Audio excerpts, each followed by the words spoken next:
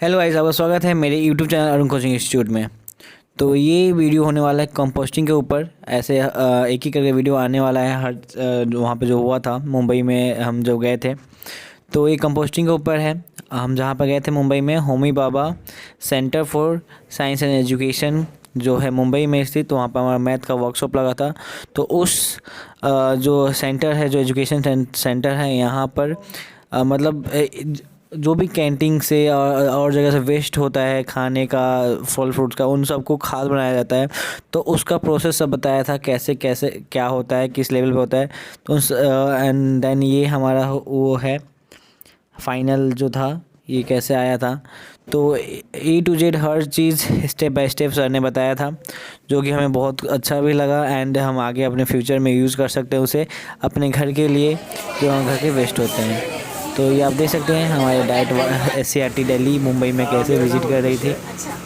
तो ये है सर, जिन्होंने हमें पूरा डिटेल में समझाया कैसे क्या होता है एंड बेसिक। ये यहाँ के फैकल्टी हैं और ये टीचर्स के साथ बहुत क्लोजली काम करते हैं। विज्ञान प्रतिभा प्रोजेक्ट में भी है और केमिस्ट्री एजुकेशन में भी ये काम करते हैं। आप में से कुछ लोगों का केमिस्ट्री इंटरेस्ट है, मुझे याद है। आज वो किसी और विषय पे बात करने वाले हैं। तो क्योंकि आप लोग का शायद इंटरेस्ट था, तो भी हमारा कंपोस्टिंग सिस्टम हमारे यहाँ चलता है। हम लोग दिखाना चाहेंगे। आई थिंक कंपोस्टिंग एक ऐसा एक विषय है जिसमें शायद सभी लोग जानते हैं कि वेस्ट मैनेजमेंट के लिए बहुत ज़रूरी है। तो कंपोस्टिंग काफ़ी जगह पे सब लोग शुरू भी किया जाता है और 6 महीने से ज़्यादा कहीं कंपोस्टिंग सिस्टम चलता नहीं है। तो कुछ जगह पे कंपोस्टिंग गोबर का किया जाता है या बहुत साफ कूड़े का किया जाता है।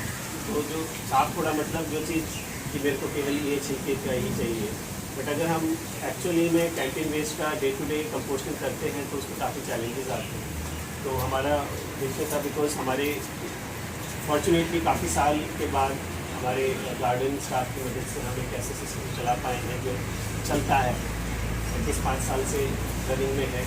हमारी रेगुलर कंपोस्ट बनती है और हमारे गार्डन में भी यूज़ होती है, काफ़ी लोग लेके भी जाते हैं।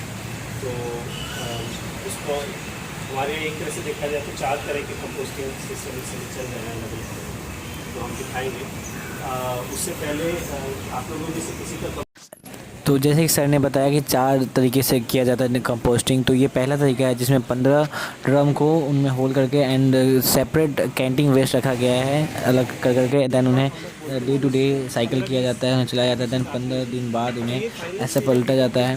तो कैसे क्या होता है हर चीज़ बताया था सर ने। तो ये है मतलब फाइनल। अभी जो उधर वाला है, ये वाला, ये सूखा हुआ नहीं है एंड ये कम फाइनल है, जो कि खाने से कैंटीन वेस्ट से खाद बना है। धीरे धीरे नीचे देखकर आप इधर आइएगा। इसमें एक और बात होती है कि कभी कभी अभी जैसे आटा आता है, बचा हुआ रोटी का आटा है, लंप है, वो 1 महीने में भी अगर उसको तोड़ा नहीं गया है तो डिकम्पोज नहीं होगा। तो इस स्टेज पे कभी कभी ऐसा भी होता है कि ऐसे लम्प्स ब्रेक डाउन करते हैं and you will see then तो इस स्टेज पे थोड़ा खोल कर तोड़ना ज़रूरी हो जाता है।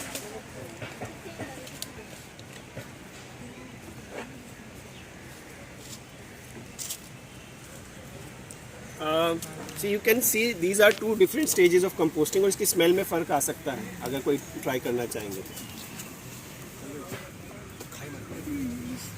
So चॉकलेट ब्राउनी इन दोनों की स्मेल का फ़र्क देख सकते हैं, अपने हाथ में भी लेके देख सकते हैं, बाद में हाथ में लेना, कोई कुछ हार्म नहीं होगा। इसी में से लिए मैंने अलग अलग हिस्से से लिए, स्मेल देखिए। This is not fully decomposed. हाँ, ये हो चुका है। इसमें अभी इसलिए फंगस बड़ा है, तो ये जो बचा हुआ है उसको वो ब्रेक डाउन कर रहा है। ये सारा फूड वेस्ट से बना हुआ ना? ये पूरा फूड वेस्ट है। हम तो बियर ग्रिल्स देख रहे ये करीब 20 दिन पुराना पूरा food देश waste से है। 12 ग्राम। मतलब 20 दिन बाद ये शक्ल आई है। अभी भी ये पूरी तरह तैयार नहीं है। ये मेरे ख्याल में 5 दिन और लगेंगे तो ये तैयार हो जाएगा। तकरीबन 1 मंथ के आसपास लेता है पूरा 25 दिन में हो डिकम्पोज जाता होने है। में। अगर हवा पर्याप्त मात्रा में मिली, कभी कभी क्या हो जाता है, मतलब हमारे स्टाफ कम है, उठाना भूल गए, ड्रम भरा रह गया, मिक्स नहीं किया। तो फिर वो टाइम लग जाता है, नहीं तो 20-25 दिन में लग जाता है। हमारे यहाँ कभी कभी फंगस का कल्चर भी डालते हैं, उसको एक्सीलरेट जल्दी होता है डिकम्पोजिशन, कभी कभी स्लो डाउन हो जाता है। कल हुई थी बारिश। बारिश होने से अगर पानी लॉक कर गया, भर गया, तो एनारोबिक हो जाता है, स्मेल ज़्यादा आएगी। इसलिए जनरली क्या होता है कि बारिश में भी आप ढक के रखते हैं, बारिश का सीधा पानी नहीं आने देते। एक और प्रॉब्लम होता है, water soluble minerals wash away हो जाते हैं। हाँ जी। तो वो आपका लॉस होता है बिकॉज आपका न्यूट्रिएंट क्वालिटी कम हो रही है। थोड़ा बहुत बारिश का पानी इज परफेक्टली फाइन, इसमें इनफैक्ट उसमें तो नमी हो जाएगा तो आते हैं और वो डिकम्पोजिशन को एड करते हैं। एसिड रेन का भी कुछ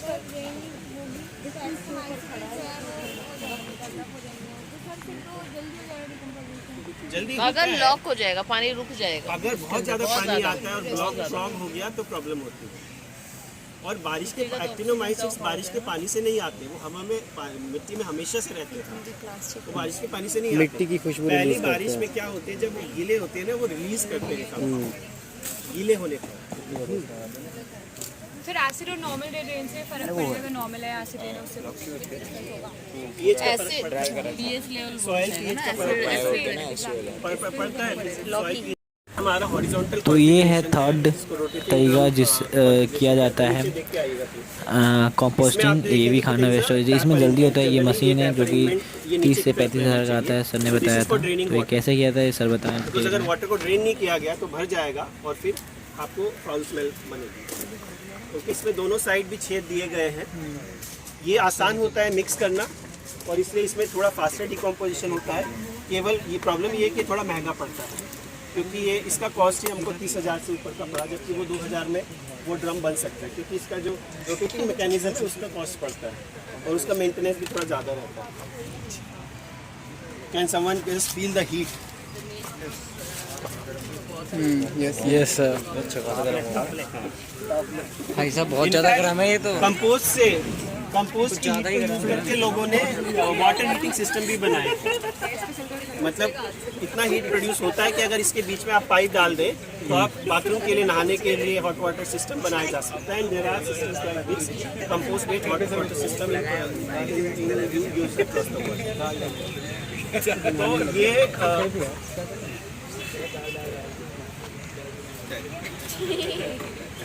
ये अभी काफ़ी बहुत गर्म है। इनफैक्ट इस समय इसका टेम्परेचर 60 डिग्री से ज़्यादा है। अगर उठाएंगे तो बिल्कुल 100 डिग्री, तो मतलब हाथ में पकड़ना मुश्किल हो रहा है, इतना गर्म है ये।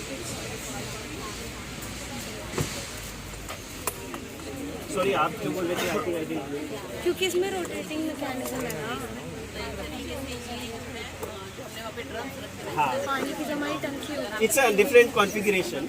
इसका फ़ायदा यही है कि इसको घुमाना आसान है, तो मिक्सिंग आसान होती है। हाँ, उसमें उसे उठाकर में ज़्यादा मेहनत लगती है, पर ये हमारे पास इसमें फास्ट होता है। सर आप डेली घुमाना पड़ता है या फिर? तो आइडियली अगर आप डेली घुमाएंगे तो आपको 15-16 दिन में आपको कंपोस्ट मिल जाएगी। डेली नहीं घुमाएंगे तो 25 दिन, 1 महीना तक लगता है। कोई एवरेज हो गया? 1 घंटे में डेली कितनी देर घुमा?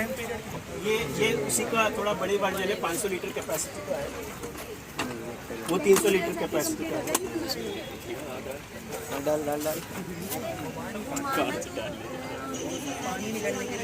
इसमें आप ये भी देखेंगे कि ये चींटी लगी हुई है, ये कुछ लेके जा रही है। पता है क्या है ये? अंडे। अरे उसके तो इसमें कंपोस्ट में बहुत सारे ऑर्गेनिजम्स अपने अंडे देकर जाते हैं। कोई कैन यू गेस क्यों देते हैं अंडे कंपोस्ट में? क्योंकि गर्म है और न्यूट्रिएंट, बिकॉज फूड सोर्स बिल्कुल बाजू में रहता है, तो ट्रांसपोर्ट नहीं करना पड़ता। नहीं तो अगर वो जैसे और ऑर्गेनिज्म भी नहीं तो खाना लाकर अंडों के पास रखना पड़ता है।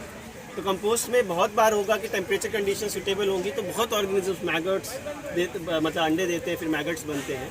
Many of them are safe, some of them we need to be careful about. चींटी को खाना हो गया ये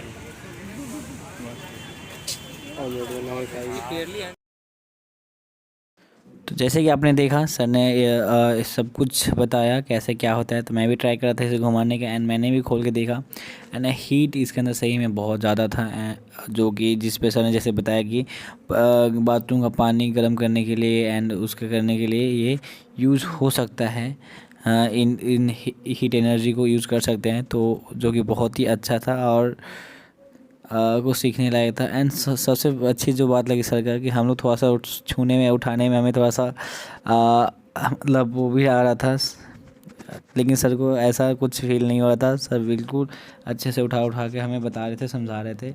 तो ये सर का बहुत अच्छा लगा मुझे नेचर। और फिर लिटरली 50 चौथा तरीका था कंपोस्टिंग का, जो हम लोग गांव में गड्ढा खोद के उसमें डाल देते हैं खाना, चाहे फूड वेस्ट, एंड देन उसे वो करते हैं। तो ऐसे ये चौथा तरीका है जिसमें खाने को तो नहीं, लेकिन जो पत्ते होते हैं उनको इकट्ठा करके किया गया था। एंड खाने का भी किया था। तो समय रीज़न बताया था कि चूहे हो गए थे एंड पूरे उसमें फैल गए थे, जिस कारण वो बंद कर दिया गया था। लेकिन यहाँ पत्तों का किया गया था कंपोस्टिंग। एंड तो ये चौथा तरीका है जिससे पत्तों का एंड जो प्लांट वेस्ट है उनसे खाद्य बनाया गया था, फर्टिलाइज़र बनाया गया था, जो कि बहुत ही अच्छा तरीका। कभी इसमें उससे सांप भी होता है, मतलब वो अंदर रहता है।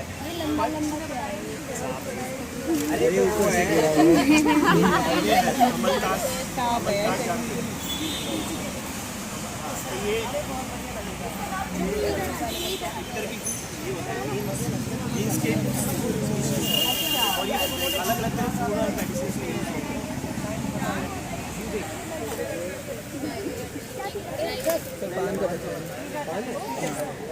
पान का पत्ता, पेत्तल।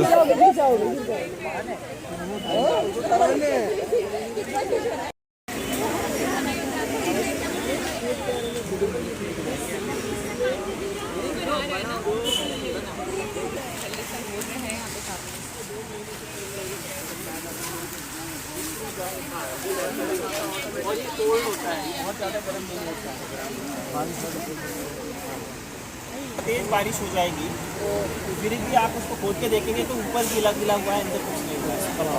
हाँ, ऐसा ये पूरा स्प्रेडेड है ना, लेयर बन गई होगी। तो पत्तों की लेयर बन जाती तो अंदर पानी नहीं जाता। तो इसी वजह से इतने ढेर में भी सांप या चूहे अपना घर बना लेते हैं और वो बहुत सेफ रहते हैं। तो इसके नेक्स्ट में सर ने बताया था मेथड, वो कंपोस्टिंग डिकम्पोस्टिंग कैसे किया जाता है।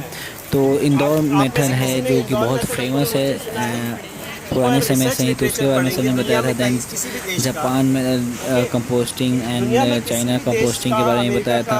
तो मेथड ऑफ कंपोस्टिंग सर ने बहुत अच्छे से बताया, आप सुन सकते हैं एंड आप सर्च भी कर सकते हैं। सबसे पहला रेफरेंस उसमें इंदौर मेथड ऑफ कंपोस्टिंग का दिया जाता है और वो मेथड जो है एल्बर्ट हावर्ड नाम के एक ब्रिटिश माइकोलॉजिस्ट थे, माइकोलॉजिस्ट जो फंगस पे काम करते थे। एल्बर्ट हावर्ड को ब्रिटिश गवर्नमेंट ने इंडिया में साइंटिफिक एग्रीकल्चर शुरू करने के लिए भेजा था और उन्होंने यहाँ पर पूसा इंस्टीट्यूट जो आज है IARI जो बन गया बाद में, IARI का पुराना वर्जन जो था जिसको इंस्टीट्यूट ऑफ प्लांट इंडस्ट्री कहा जाता था, उसके वो डायरेक्टर बने आकर वो इंडिया में।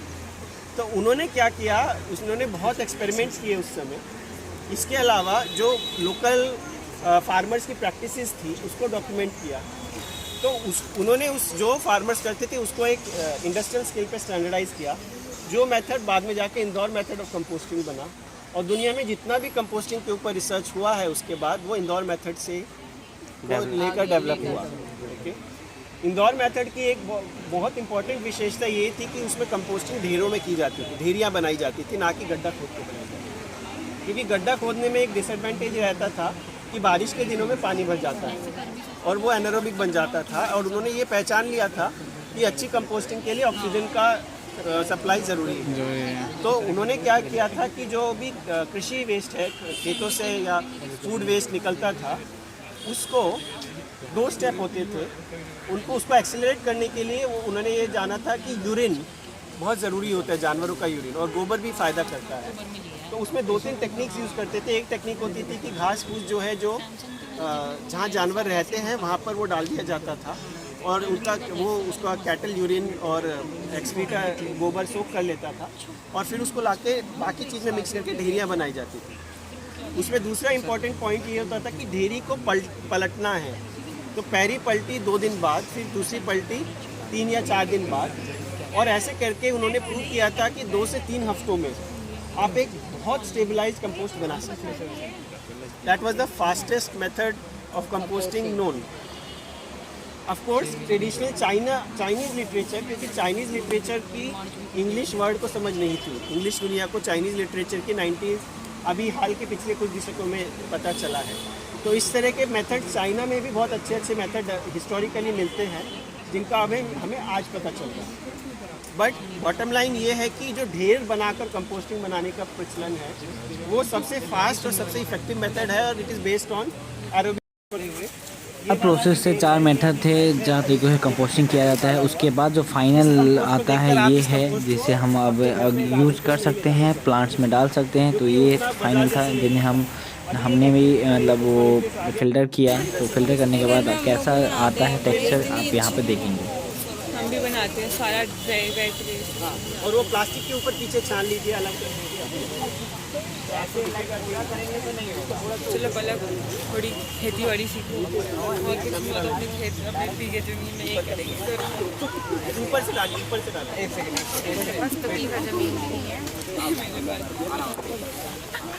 ऊपर से डालिए। आ गया।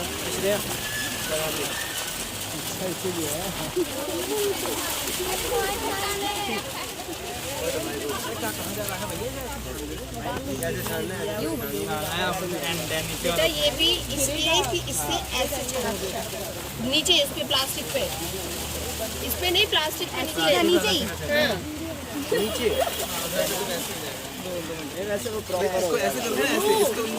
इसको ऐसे छानना इससे टोकरी पे, ये नीचे प्लास्टिक पे, इसको नीचे ही छानना है। मैम वो बहुत लेकिन उन्होंने इसीलिए वो तो ये भी नीचे दे देगा। कुछ नहीं कर रहा है।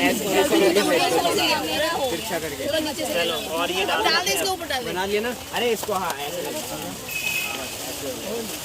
अब हो जाएगा।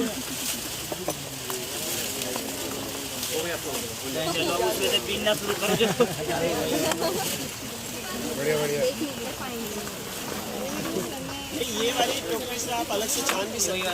वही बताया इनको। ये छलनी का काम भी करेगा। इसको इधर ले आइए, पीछे ले आइए, यहाँ पे आप छान इधर भी कर सकते हो अलग। आप थोड़ा जगह ले लीजिए। ये प्लास्टिक इसके मत गिरा। इससे